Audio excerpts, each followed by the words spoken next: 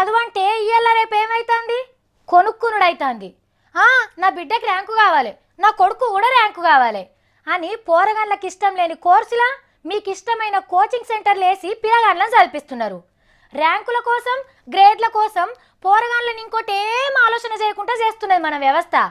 ర్యాంకులు, పరీక్షల మార్కులు అంగట్ల పుట్నాలలో కొనుక్కునే పరిస్థితి ఉంటే ఇక గిసొంటి బట్టెవస్గాళ్ళు ఎందుకు ఉట్కరారు? గిది చూడుండ్రి, గిది చూసినాక మన చదువుల వ్యవస్థ గింత అధ్వానం ఉన్నదా అని ఓ పారు ఆలోచన చేయండి. ఈ బద్మాష్ గాడు ఏడికెళ్ళి మోపైండో గాని పట్నంలో మస్తు మంది ఆడిపోరగాళ్ళని ఆగం పట్టించిండు. 12వ తరగతి చదివే ఆడపిల్లల ఫోన్ నెంబర్లు దొరకబట్టి మీకు మంచి ర్యాంకులు రావాలంటే మా తాన కోచింగ్ తీసుకోండి అని ఫోన్లు చేసేటోడు. నమ్మికతో వచ్చినోళ్లను అద్గరిచ్చి బుద్గరిచ్చి 300-400 మందిని ఆగం చేసిండు. వీన్ కండ్లల్లా కాకులు బొడవా. అగో 5000 మంది అమ్మాయిల ఫోన్ నెంబర్లు కాపీలా రాసుకున్నాడు. పండుగలు, బర్త్డేలకు శుభాకాంక్షలు చెప్పుకుంటా పోస్ట్ కారట్లు పంపేటోడు. గిట్లనే ఓ అమ్మాయిని బల్మి చేయబోతే తప్పించుకొని పోయి పోలీసులకు చెప్పింది. ఆడోళ్ళని చిడాయిస్తే కోదండం ఎక్కిచ్చే షీటీమోళ్ళు వచ్చి మర్యాదలు చేస్తామని స్టేషన్ కు తీసుకుపోయిండ్రు మధు అనే ఈ లత్కోర్గాన్ని.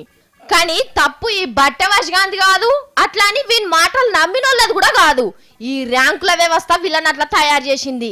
ర్యాంకులే తిండి, ర్యాంకులే బతుకు, ర్యాంకు రాకుంటే పనికి మాలినోళ్ళు అనుకునే వ్యవస్థలు నమ్మానం. పొద్దుగాల లేస్తే అర్ధమరాత్రి దాకా చదువు చదువు, ర్యాంకులు ర్యాంకులని పోరగాళ్ళ ఎంట పడితిమి.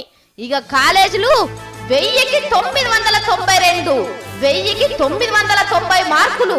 ఎంపీసీలో మొదటి 10 ర్యాంకులు మావే. 1 1 2 2 3 3 4 5.